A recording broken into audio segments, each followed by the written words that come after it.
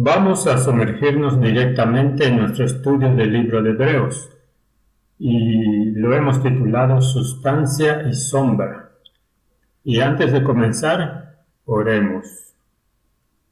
Padre Celestial, mientras nos sumergimos en el libro de Hebreos y tratamos de comprender su relevancia para los tiempos que estamos viviendo, suplico que seas nuestro guía especial en el nombre de Jesús. Amén.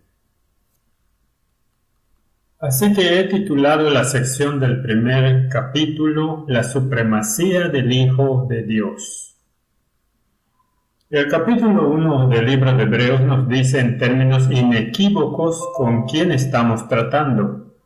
Indiscutiblemente es una roca inamovible contra la que las puertas del infierno no prevalecerán. Y la versión King James la titula correctamente La supremacía del Hijo. Aquí hay una cita del espíritu de profecía. La personalidad de Dios está representada en Jesucristo. Él es la imagen expresa de la persona de su Padre. La comprensión de los primeros capítulos del libro de Hebreos es importante. Podemos encontrar consuelo y aliento al estudiar estos capítulos con espíritu de oración. Mirad, hermanos, que no haya en ninguno de vosotros corazón malo de incredulidad, para apartarse del Dios vivo. Antes exhortaos los unos a los otros cada día, entre tanto que se dice hoy, para que ninguno de vosotros se endurezca por el engaño del pecado. Citando Hebreos capítulo 3, versículos 12 y 13. Así que él presenta el personaje principal del libro. De hecho, es el personaje principal de toda la Biblia y está hablando de la posición de Jesucristo.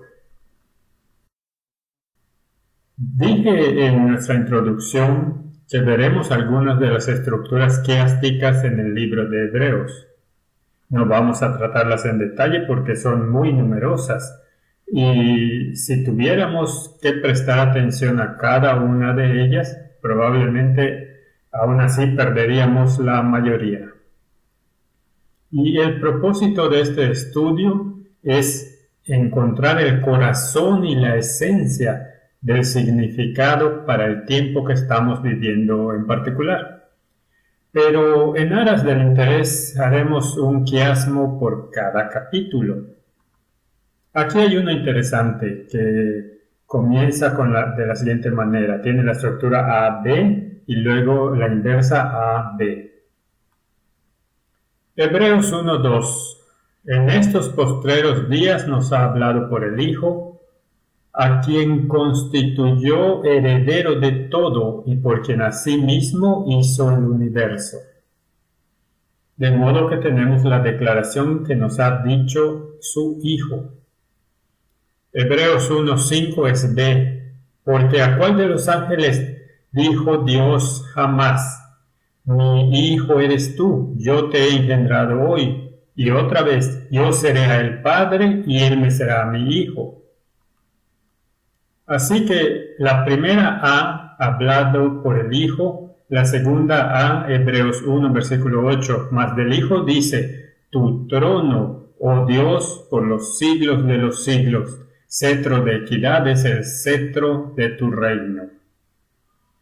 Y luego B, volvemos a la contraparte de la sección B aquí y dice, pues ¿a cuál de los ángeles dijo Dios jamás? Siéntate a mi diestra hasta que ponga a tus enemigos por estrado de tus pies. Entonces, ¿qué hace realmente este quiasmo? Nos dice cuál es la posición del Hijo. Es el creador del universo, y luego lo compara con los ángeles, e introduce la supremacía del Hijo de Dios muy por encima de la de los ángeles. Por lo que este es el tema central y lo que se supone que debe hacer el quiasmo es elevar estos pensamientos y hacerlos prominentes. Así que vayamos a este capítulo versículo por versículo y lo relacionaremos con otras porciones de las Escrituras. Hebreos capítulo 1 comienza con la palabra Dios. Y como dije antes, no comienza con yo, Pablo, comienza con Dios. Habiendo hablado muchas veces y de muchas maneras en otro tiempo a los padres por los profetas, así que se está refiriendo a las escrituras del Antiguo Testamento. En estos postreros días nos ha hablado por el Hijo, a quien constituyó heredero de todo, y por quien asimismo hizo el universo.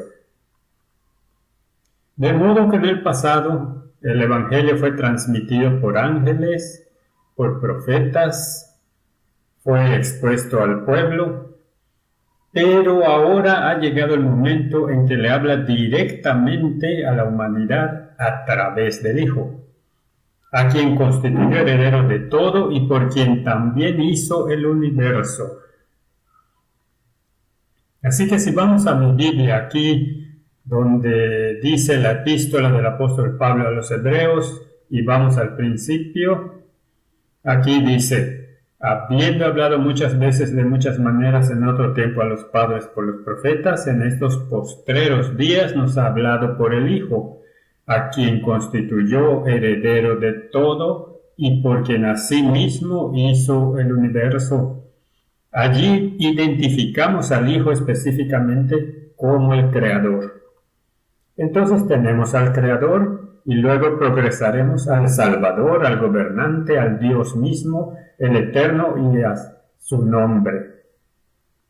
Porque la Biblia dice que este nombre, Yahvé, el Señor, es el nombre del Padre, pero el nombre ha sido puesto en su Hijo, por lo que ambos se conocen como Yahvé. En el versículo 3 dice: el cual, siendo el resplandor de su gloria y la imagen misma de su sustancia, y quien sustenta todas las cosas con la palabra de su poder, habiendo efectuado la purificación de nuestros pecados por medio de sí mismo, se sentó a la diestra de la majestad en las alturas. No creo que uno pueda expresar estos pensamientos en palabras más sublimes que estas. ¡Qué magnífica introducción al libro de los Hebreos!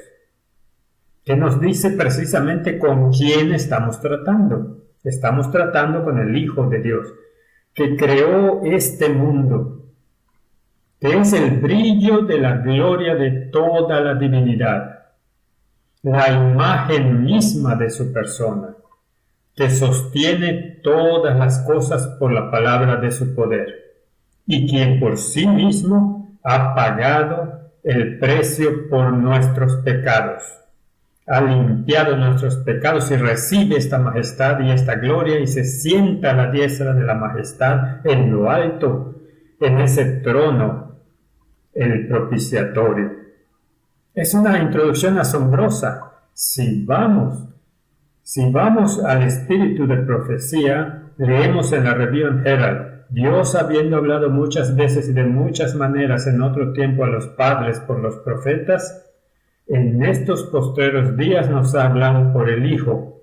Entonces ella está citando los versículos de las primeras líneas del libro de los Hebreos, a quien constituyó heredero de todo y por quien asimismo hizo el universo, el cual, siendo el resplandor de su gloria y la imagen misma de su sustancia, y quien sustenta todas las cosas con la palabra de su poder, habiendo efectuado la purificación de nuestros pecados por medio de sí mismo, se sentó a la diestra de la majestad en las alturas.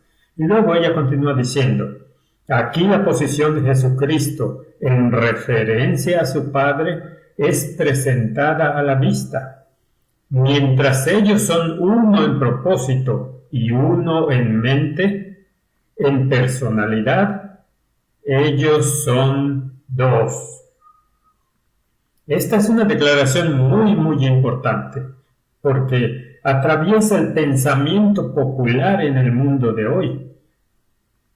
Y si estudiamos lo que otros sistemas religiosos dicen sobre la divinidad, entonces este concepto del Padre y el Hijo, siendo personalidades distintas, pero uno en mente, Y en ese sentido, uno es un concepto muy, muy importante. ¿No podemos aprender de esto que debe haber unidad entre los creyentes? No hay ninguna razón por la que uno deba sentir que es necesario para él llevar a otros a la línea exacta de su propia individualidad, de modo que mientras estemos sujetos a las tentaciones de Satanás, cada uno tenga todo lo que podamos atender, a fin de mantener una relación correcta con Dios para que Cristo pueda hacer por nosotros su obra expiatoria. Y aunque podamos diferir en la forma de las palabras y en la expresión de nuestra individualidad, sin embargo, nuestras palabras deben ser santificadas y nuestro carácter purificado mediante el sacrificio de Cristo. En otras palabras, lo que Pablo está diciendo aquí es que Jesucristo es la imagen exacta del Padre.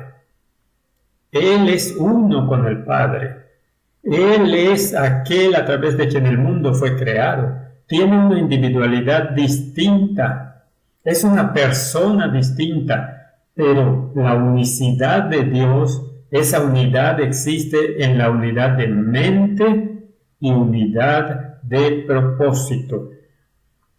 Y si pudiéramos tomar eso en serio, incluso dentro de nuestras propias filas, entonces muchos de los argumentos que existen entre nosotros sobre cuestiones de comprensión podrían eliminarse. Romanos capítulo 8, versículo 34 dice: ¿Quién es el que condenará? Cristo es el que murió, más aún el que también resucitó, el que además está a la diestra de Dios, el que también intercede por nosotros. Y eso nos pone en línea con Hebreos 1:4. Hecho tanto superior a los ángeles, cuanto heredó más excelente nombre que ellos. Por lo que Jesucristo no se puede comparar ni siquiera con la hueste angelical. Es mucho más excelente que ellos, mucho más exaltado. La Biblia dice que por Él fueron todas las cosas creadas y sin Él no se habría creado nada. Todo viene de Jesucristo. Por lo que es uno con el Padre, es la imagen exacta. En Él habita toda la plenitud de la divinidad corporalmente. Así que, ¿cuán apropiado es que esta epístola debe comenzar con esta palabra Dios? Y necesitamos mirar esa palabra en un poquito más de detalle y lo haremos en un momento. Aquí no debemos, cuando escuchamos hablar de Jesús, confundir la palabra hecho en el versículo 4, hecho tanto superior que los ángeles, como implicando que Cristo es un ser creado. Él estaba allí desde el principio. En Él había vida no prestada, no derivada, pero fue hecho mejor que cualquier otro, por lo que pasó y estaba dispuesto a pasar, como veremos más adelante. Así que podemos interpretar esta parte de las Escrituras y decir que Jesús es un ser creado. No, lo que lo hizo mejor, su ejemplo, la forma en que se presentó en sí mismo el plan de salvación. Lo que estaba preparado para hacer, ir de la gloria al pesebre, ir de la exaltación a la tribulación. Eso es lo que lo hizo mucho mejor. Y lo veremos a medida que continuamos en el estudio. Así que, ¿quién es este Jesucristo? Esta es la carga del corazón de Pablo, y debería ser la carga de nuestro corazón, porque si este es el caso, entonces no se puede equiparar con ninguna otra deidad de cualquier otra religión o sistema mundial. Todos ellos tendrán que doblar la rodilla. Y es la humanidad la que quiere quitar la exclusividad de Jesucristo y ponerlo al igual con los fundadores de todas las demás religiones. Se están perdiendo la trama aquí. Así que es importante que entendamos con quién estamos tratando y esta es la carga del corazón de Pablo. Dios habló. Así que esta palabra de Dios a través de los profetas y a través del Hijo, la palabra hecha carne, la Biblia no es como ningún otro libro. Lleva la huella divina. Ningún otro libro escrito durante siglos y milenios contiene una nota tan armoniosa de amor, sacrificio y esperanza como este libro. No está escrito para complacer los sentidos ni para satisfacer la curiosidad. Está escrito para revelar el corazón divino y dejar al descubierto cuestiones de la gran controversia entre el bien y el mal, su origen, su solución y su culminación. Si Satanás ha logrado en la mente de los hombres alegorizar la Biblia, si Satanás ha logrado quitar la veracidad de la palabra y reemplazarla con suposiciones y tradiciones humanas y fábulas humanas y rituales humanos, entonces hemos perdido la trama, porque la única solución para la humanidad, particularmente en el tiempo que vivimos, radica en estos versículos iniciales del libro de los Hebreos. ¿Con quién estamos tratando y cómo nos acercamos a esta poderosa deidad, quien condescendió a convertirse en un ser humano, desde el pesebre hasta una muerte adulta en la cruz? ¿Quién es Él y con qué estamos lidiando? Esto no es un libro de fábulas y es hora de que la humanidad la acepte como la palabra de Dios. Leemos en la Review and Herald: pero mientras que la palabra de Dios habla de la humanidad de Cristo cuando estuvo en esta tierra, también habla decididamente sobre su preexistencia. La palabra existió como un ser divino, como el eterno Hijo de Dios, en unión y unidad con su Padre.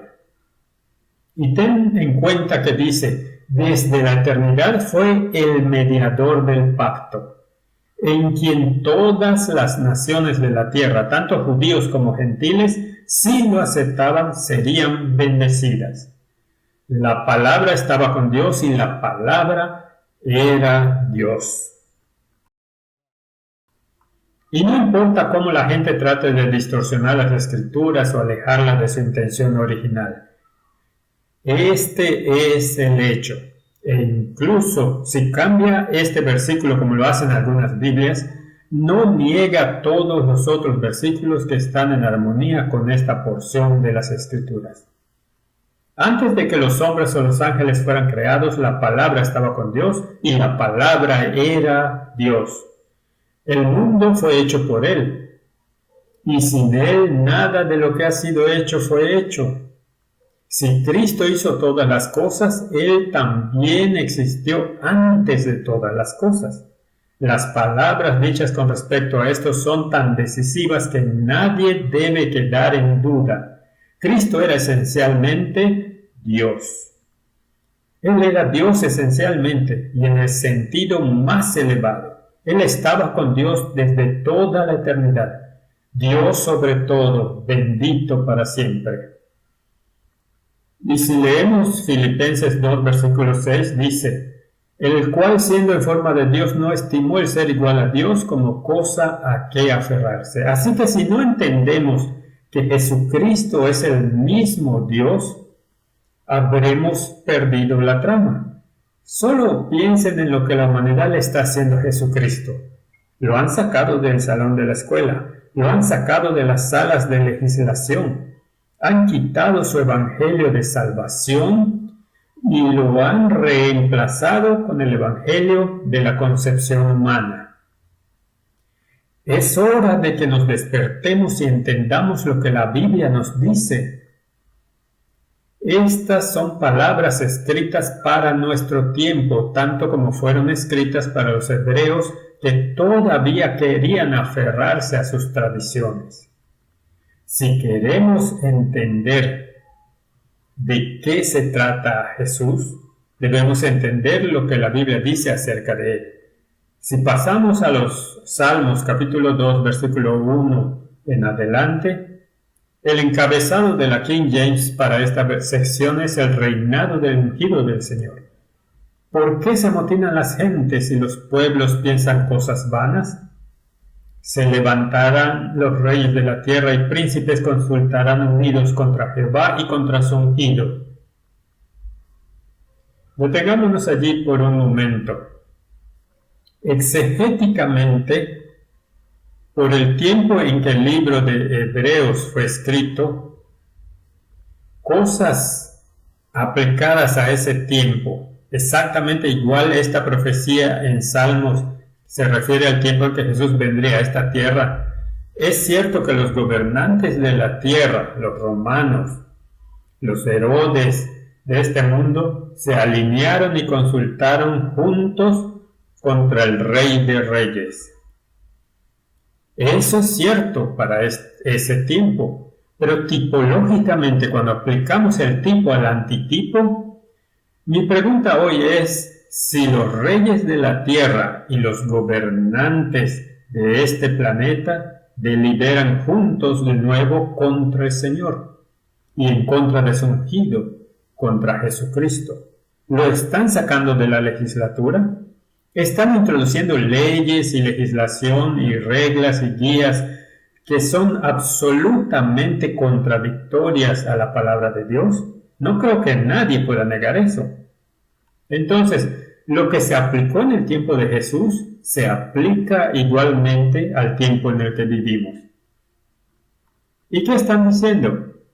Rompamos sus ligaduras y echemos de nosotros sus cuerdas. Eso está haciendo eco de las palabras del gran rebelde mismo. Haz lo que quieras. Eso es el todo de la ley. De hecho, haz lo que es contrario a la ley de Dios y recibirás los elogios del mundo. Eso es exactamente lo que está sucediendo en nuestro tiempo también. El que mora en los cielos se reirá, el Señor se burlará de ellos. Les permitirá hacer esto como lo está haciendo en este momento, pero las consecuencias se están sintiendo en toda la humanidad. Y cualquiera que tenga una pizca de virtud moral debe darse cuenta de que hay algo realmente mal con lo que los gobernantes y los reyes de este mundo le están haciendo al Hijo de Dios. Luego hablará a ellos en su furor y los turbará con su ira. Esta es una promesa del juicio que vendrá. Pero yo he puesto mi rey sobre Sión, mi santo monte. Yo publicaré el decreto. Jehová me ha dicho, mi hijo eres tú, yo te engendré hoy. No ignores la posición del Hijo de Dios. Y ellos tendrán que darse cuenta de que Él es el Señor de señores y Rey de reyes. El versículo 8 dice, pídeme y te daré por herencia las naciones, y como posesión tuya los confines de la tierra. Cristo va a ser el vencedor, no hay duda de esto. Los quebrantarás con vara de hierro, como vasija de alfarero los desmenuzarás. Ahora pues, oh reyes, sed prudentes, admitid amonestación, jueces de la tierra. ¿No es fascinante? ¿Estos juicios que encontramos en el mundo de hoy están en armonía con la palabra de Dios o contradicen directamente la esencia misma de lo que está escrito en la ley? Servid al Señor con temor y alegraos con temblor. Y luego este versículo, honra al Hijo, para que no se enoje y perezcáis en el camino, pues se inflama de pronto su ira. Bienaventurados todos los que en Él confían. Ahora, los líderes judíos en el tiempo de Jesucristo, cuando Él estuvo en esta tierra, ¿tenían estas escrituras a su disposición? ¿Por qué querían apedrear a Jesús cuando dijo que era el Hijo de Dios? Porque ellos dijeron que se estaba igualando a Dios y no lo demostraba por todos los milagros que realizó. Y sin embargo, a pesar de eso, ellos lo ignoraron. Ahora la iglesia primitiva aplicó correctamente ese salmo a Cristo. Hechos capítulo 4 versículo 25 y en adelante dice que por boca de David tu siervo dijiste, ¿Por qué se amotinan las gentes y los pueblos piensan cosas vanas? Se reunieron los reyes de la tierra, y los príncipes se juntaron en uno contra el Señor y contra su Cristo. Porque verdaderamente se unieron en esta ciudad contra tu santo Hijo Jesús, a quien ungiste Herodes y Poncio Pilato, con los gentiles y el pueblo de Israel. Así que aquí ellos hacen una aplicación tipológica y la aplican a Jesucristo. Tenemos el mismo derecho de hacer lo mismo en los tiempos en que vivimos. Jesús es el gobernante y los reyes del mundo se han juntado contra el Señor y contra su Cristo. Así que, si continuamos con el capítulo 1 del libro de Hebreos, llegamos al versículo 5. Y este es un versículo fascinante. Porque ¿a cuál de los ángeles dijo Dios jamás, mi hijo eres tú? Yo te he engendrado hoy. Y otra vez, yo seré a él padre y él me será a mi hijo. Y otra vez, cuando introduce al primogénito en el mundo, dice, adórenle todos los ángeles de Dios. ¿Qué nos dicen estos versículos? Nos dicen de la supremacía del Hijo de Dios. ¿A cuál de los ángeles le dijo alguna vez, mi hijo eres tú? A ninguno de ellos. Así que aquí hay un arreglo muy especial. Ahora la gente se confunde tanto con esta palabra engendrado y muchos relacionan esta palabra con el proceso normal de nacimiento, como vemos en la humanidad, por ejemplo. Pero este ejemplo no tiene nada que ver con que Cristo sea un ser creado, porque ya hemos visto que Él estuvo allí desde el principio, que siempre estuvo con el Padre. Lo analizaremos con un poco más de detalle en un momento. Y luego dice claramente que todos los ángeles de Dios lo adoren. Así que, ¿qué hace eso del Hijo? Lo hace Dios. Porque adorarás al Señor tu Dios y solo a Él servirás. Así que Jesús es en esencia Dios, el Eterno, junto con el Padre. Y Él es el único a través de quien todo fue creado. Por lo que no solo los ángeles deben adorarlo, sino los hombres también deben adorarlo. Lucas 24:51. Y aconteció que bendiciéndolo se separó de ellos y fue llevado arriba al cielo. Ellos, después de haberle adorado, volvieron a Jerusalén con gran gozo. Así que la hueste angelical, así como toda la humanidad, deben adorarlo. Y como tal, Él debe ser Dios, porque solo Dios puede recibir adoración. Ahora, esta pequeña palabra engendrado ocurre 3 veces en el libro de Hebreos. Ocurre en Hebreos 1:5, 5:5 y 11, versículo 17. Y no siempre es exactamente la misma palabra. Así que en Hebreos 1, versículo 5 dice, porque ¿a cuál de los ángeles dijo Dios jamás, mi hijo eres tú, yo te he engendrado hoy? Y la palabra allí en griego es llenao. Y otra vez, yo seré a él padre y él será mi hijo. En Hebreos 5:5 leemos, así tampoco Cristo se glorificó a sí mismo haciéndose sumo sacerdote, sino el que le dijo, tú eres mi hijo, yo te he engendrado hoy. De nuevo la palabra llenao. Y luego Hebreos 11, versículo 17, es la tercera vez que esta palabra se traduce engendrado. Y aquí está la palabra monogenes. Por la fe Abraham, cuando fue probado, ofreció a Isaac, y el que había recibido las promesas ofrecía su unigénito, monogenes. Entonces, ¿qué significan estas palabras? Y luego en Hebreos 1:6 dice, y otra vez, cuando introduce al primogénito en el mundo, dice, adórenle todos los ángeles de Dios. Acabamos de ver ese versículo. Así que, ¿qué significa esta palabra primogénito? Si vamos a la concordancia, entonces, prototokos significa y nos da un número de concordancia, significa primer nacido, primogénito, como sustantivo literal o figurativamente primogénito, significa nacer. ¿Esto se aplica ahora a un nacimiento literal? Si vamos a la palabra llenao, luego, de acuerdo con la definición Thayer, de hombres que engendran hijos, que van a nacer, ser engendrados, de mujeres que dan a luz niños, pero también tiene un significado metafórico, engendrar, hacer surgir, excitar, en un sentido judío de alguien que trae a otro a su estilo de vida, convertir a alguien, de Dios haciendo a Cristo su Hijo, de Dios haciendo de los hombres sus hijos a través de la fe en la obra de Cristo. Entonces hay un significado metafórico. Ahora vamos con el significado literal y hacemos de una sombra una sustancia, o vamos con el significado superior. Esto es lo que tenemos que decidir. Y la palabra monogenes significa único de su tipo, único en su clase, único. No hay nadie más como él. ¿A cuál de los ángeles jamás se le ha dicho? A ninguno de ellos. No hay ninguno como él. No puede ser comparado con nadie. El único con el que es uno es el Padre.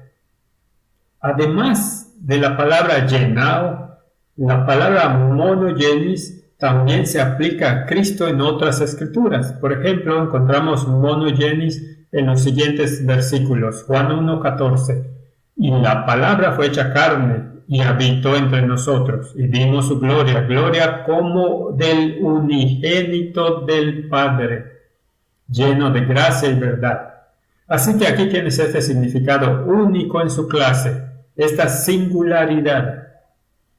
Juan 1:18. A Dios nadie le vio jamás. El unigénito Hijo que está en el seno del Padre, Él lo ha dado a conocer.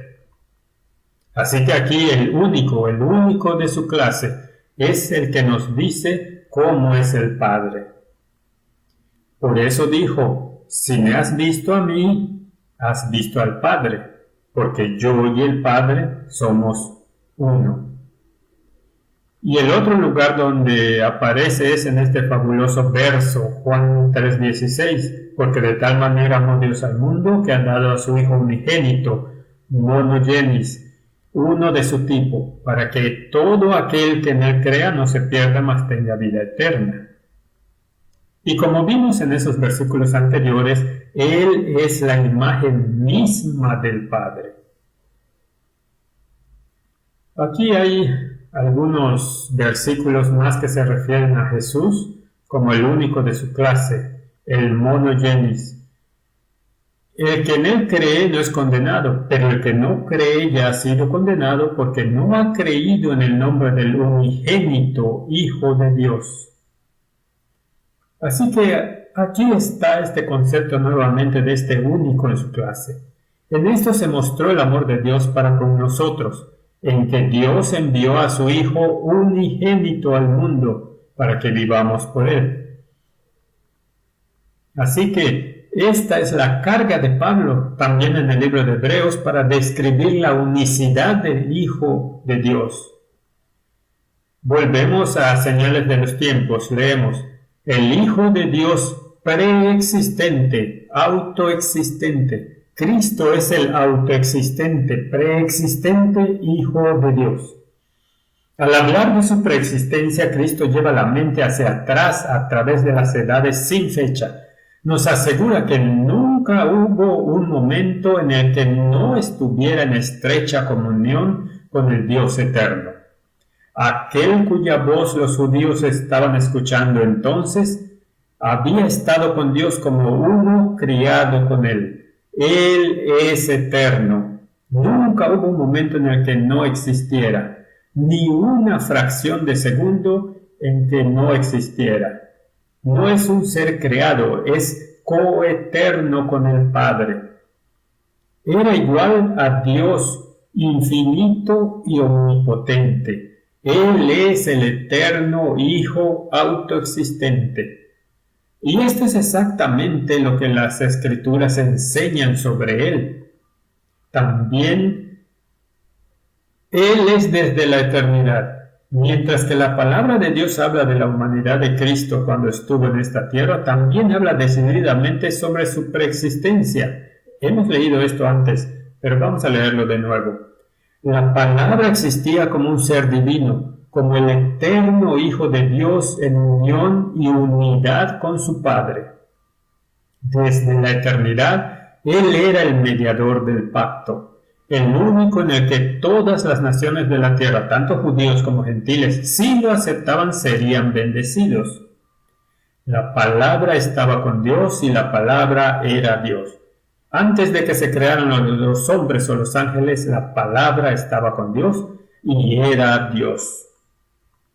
La Biblia y el espíritu de profecía están absolutamente en armonía en este punto. Cristo les muestra que aunque ellos pueden calcular su vida en menos de 50 años, su vida divina no puede ser contada por cómputo humano. La existencia de Cristo antes de su encarnación no se mide con cifras. Él estuvo allí desde toda la eternidad. Veamos cómo lo veía Martín Lutero. Es bueno cuando comparamos lo que la gente está diciendo cuando sabemos que el Espíritu de Dios moraba en ellos, los movió y trabajó en sus vidas. Lutero escribió: los cristianos debemos saber que si Dios no está en la balanza para darle peso, nos hundimos de nuestro lado al suelo.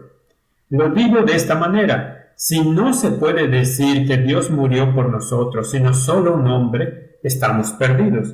Pero si la muerte de Dios y un Dios muerto yacen en la balanza, su lado baja y el nuestro sube como una balanza ligera y vacía.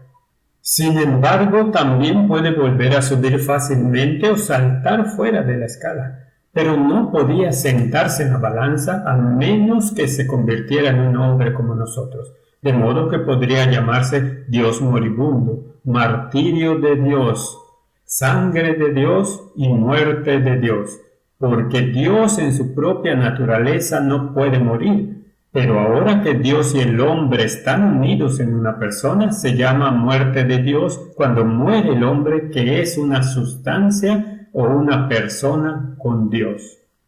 Así que Martín Lutero insiste en que Jesucristo era el mismo Dios.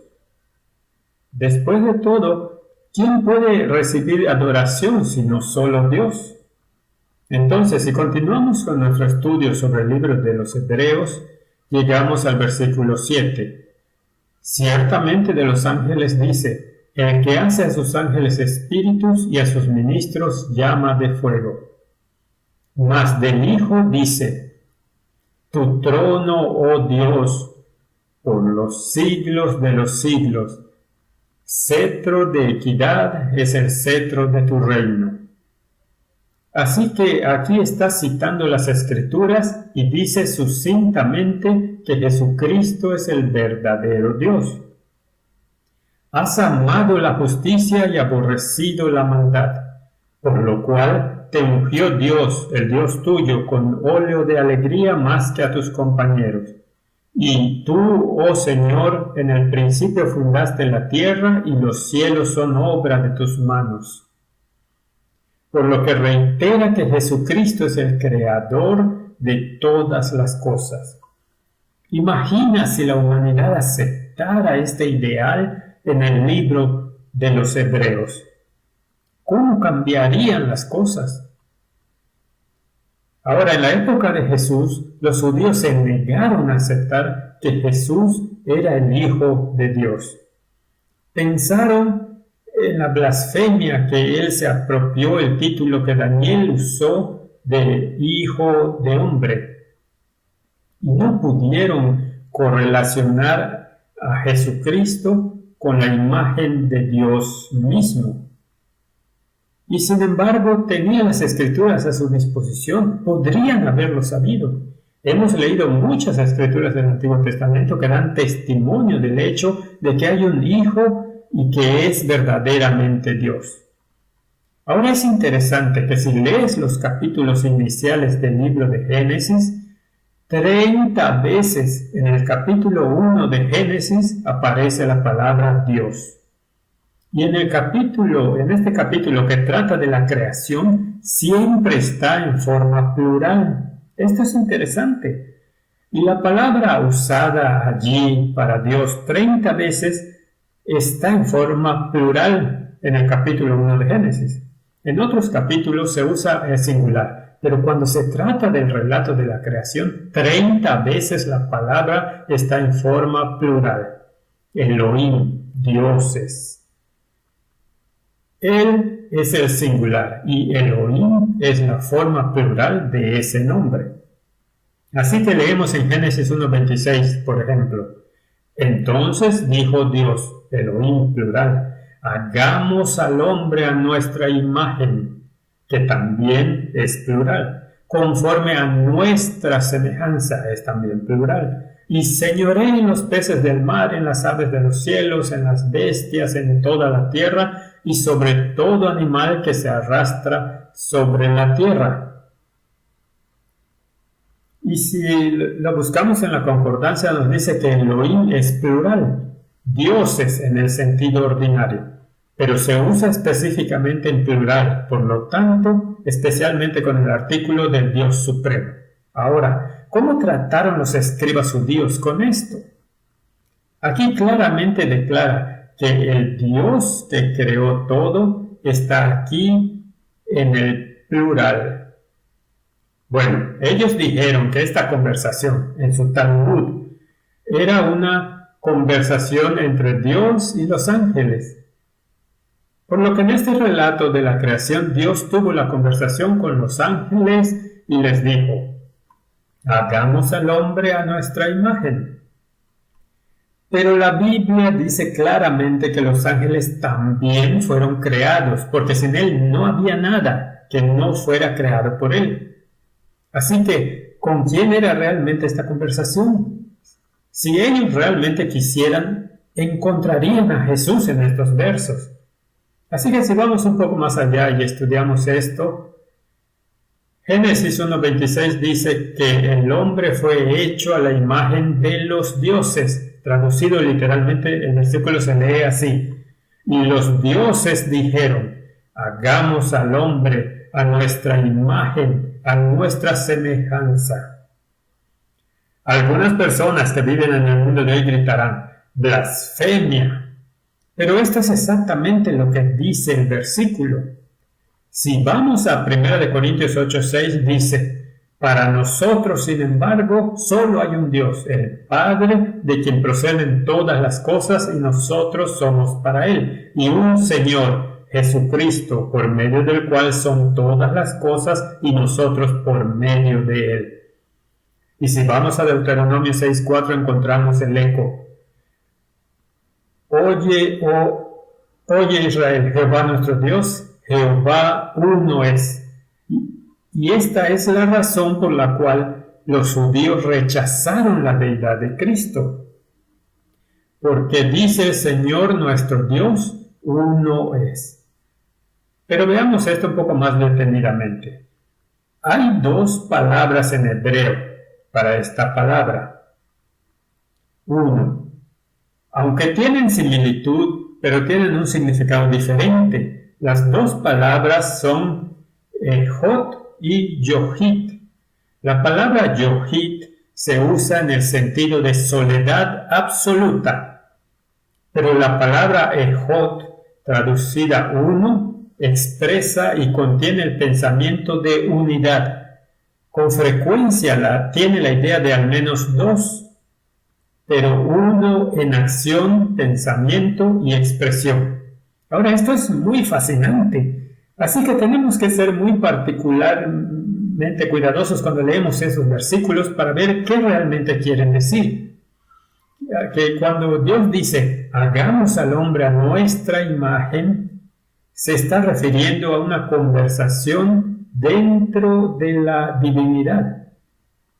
Leemos, por lo tanto, dejará el hombre a su padre y a su madre. Esto es Génesis 2:24. Y se unirá a su mujer y serán los dos una sola carne. Así que en todos los aspectos debían ser uno, dos personas con un plan, un propósito. Esto proviene de las lecciones prácticas de F.C. Gilbert de la experiencia de Israel para la iglesia de hoy. Así que esta pequeña palabra que implica la pluralidad, uno en propósito en lugar de uno en el ser, se refleja en la creación de la humanidad. Hagamos al hombre a nuestra imagen.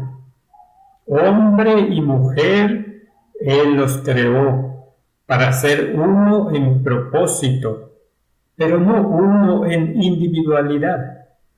Por lo que la creación de la humanidad, donde tienes dos individuos que se supone que deben convertirse en uno en propósito, es una imagen de Dios. ¿Dónde pone esto a Jesucristo entonces en relación con su Padre? Uno en propósito, así como es aquí en la tierra, en su imagen, la humanidad, uno en propósito, dos individuos. Así es en el cielo. Así que continuemos con nuestro libro de Hebreos y vayamos al versículo 11. Ellos perecerán, mas tú permanecerás, y todos ellos envejecerán como una vestidura. Así que esta creación tiene un rostro temporal porque está contaminada por el pecado, pero será restaurada. Y luego dice el versículo 12, y como un vestido los envolverás y serán cambiados. Pero tú eres el mismo, y tus años no acabarán.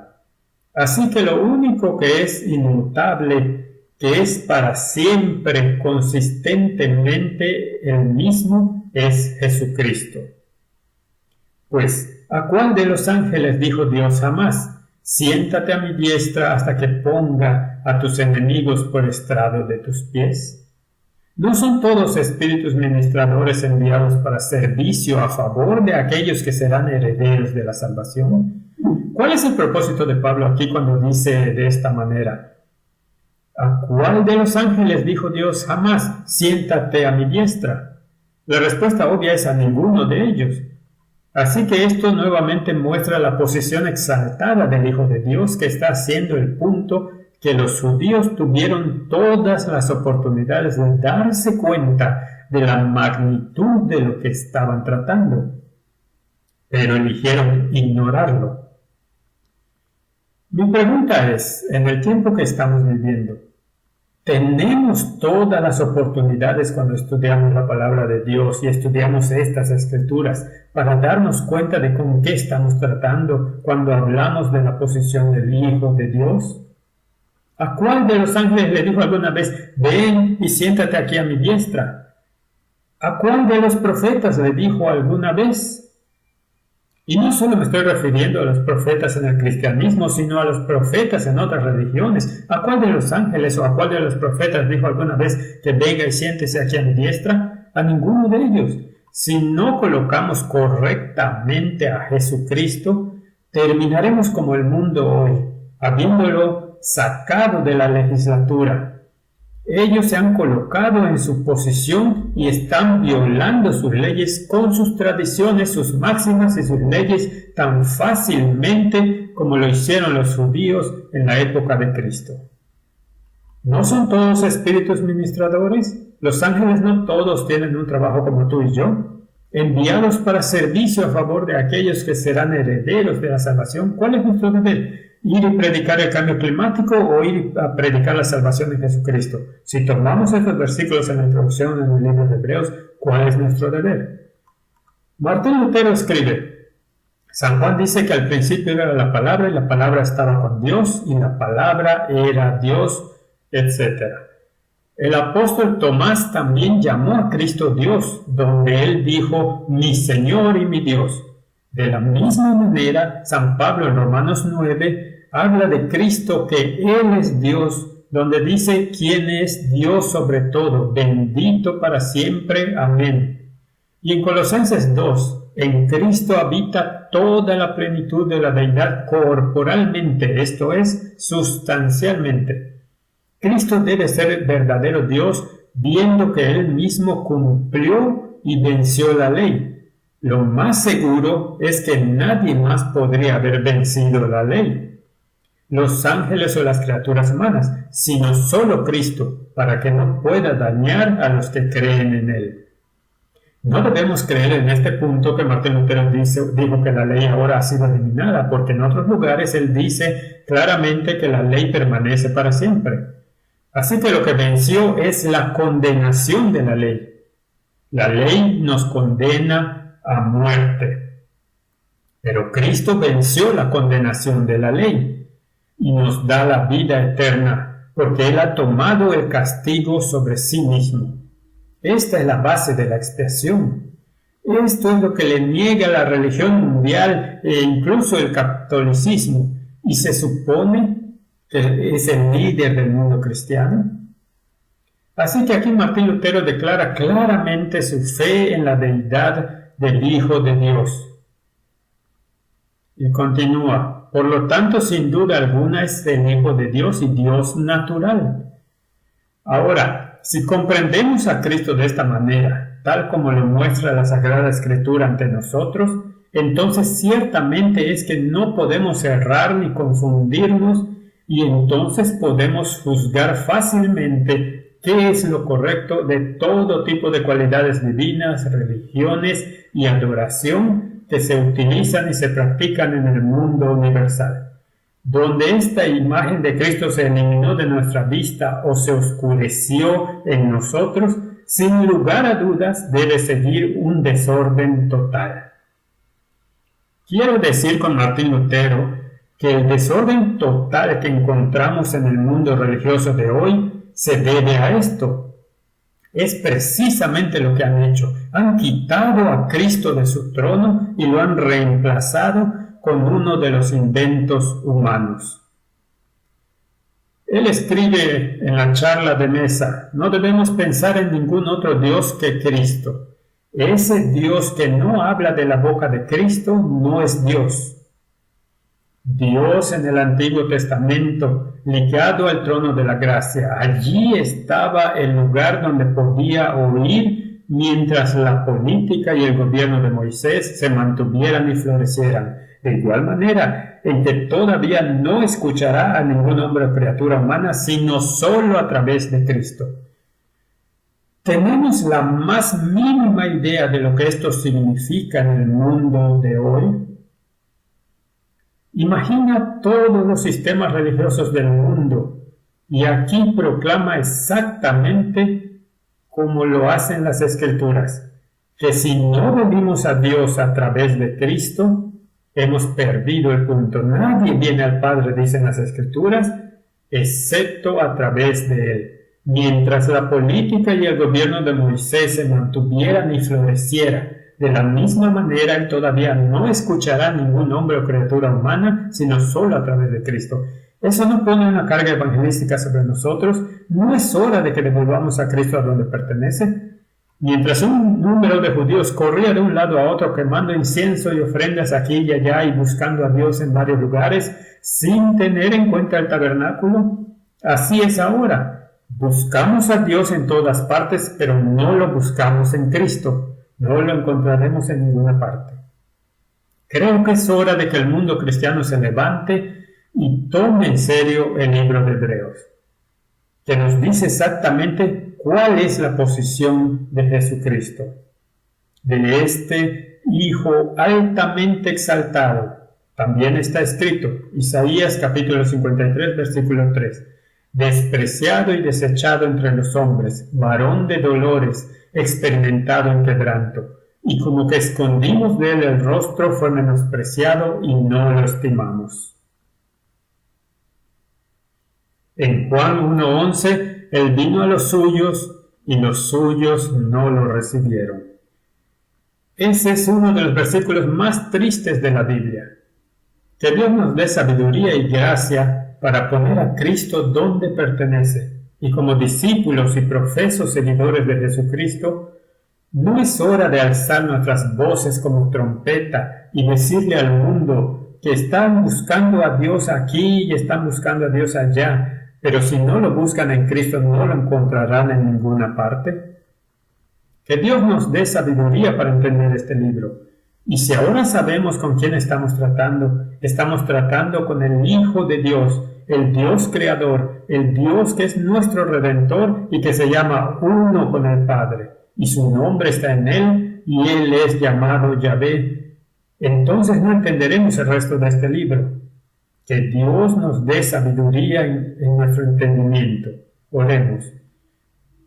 Padre Celestial, ayúdanos a comprender la supremacía del Hijo de Dios, para que podamos ser testigos en el mundo de un plan de salvación que fue concebido en el corazón de Dios y ejecutado por Dios mismo en la carne.